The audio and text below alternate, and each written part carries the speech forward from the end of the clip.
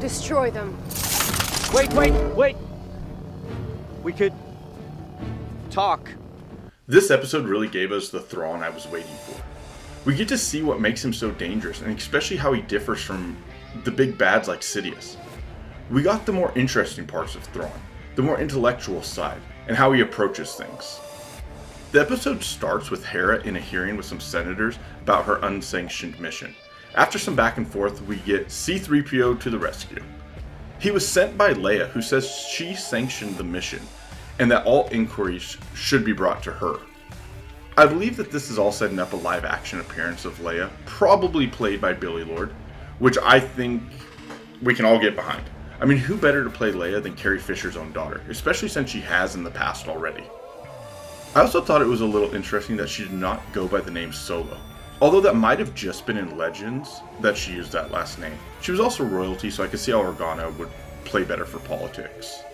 Moving on though to the parts that I liked. We get to finally see a look back on the relationship between Anakin and Ahsoka.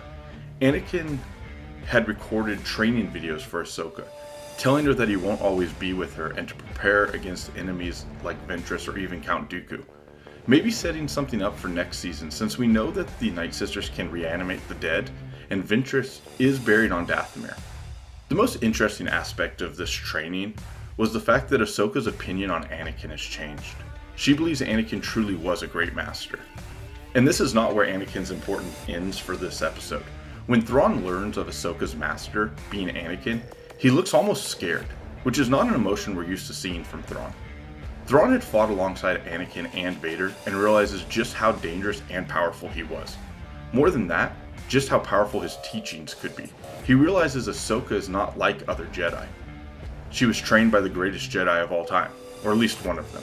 When the Purrgil exit hyperspace, they end up in a minefield set up by Thrawn to keep them away from the planet.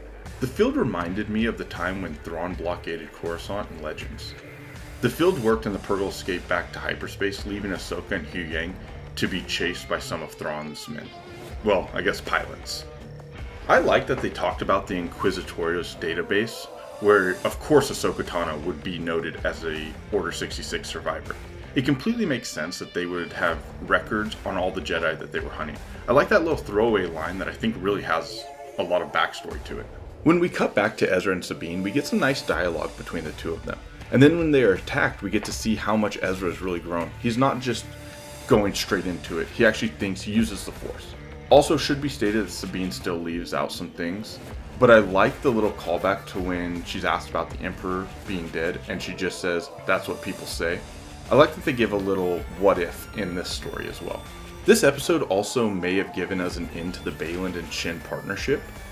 They are on different paths and Baylan recognizes this, and he tells Shin to go get her place in the new empire. He does give her one last lesson, and his parting words to her are is impatience for victory will guarantee defeat, which I think will play more in later in maybe this season, possibly not till next season though. Not long after Shin departs his side, he is confronted by Ahsoka. After watching her training on the ship, I think we all knew that she'd be using two sabers in this fight. Baylan tells Ahsoka that he does not believe she is powerful enough to defeat him, which to me, he is highly underestimating her power. We're then left with no clear winner again, but Ahsoka is able to steal his howler and head towards Ezra and Sabine.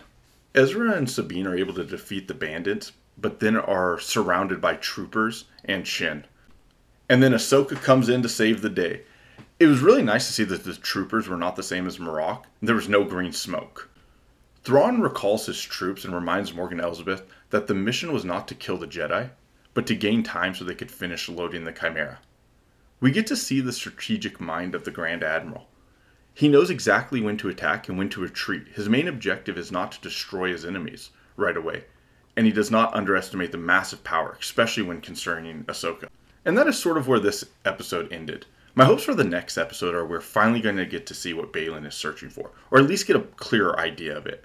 I also think this season will end with our heroes getting left behind. They could get lucky and find a way to sneak on board the Chimera, but I really think they're getting left behind. I hope you guys all have a great day, and may the Force be with you.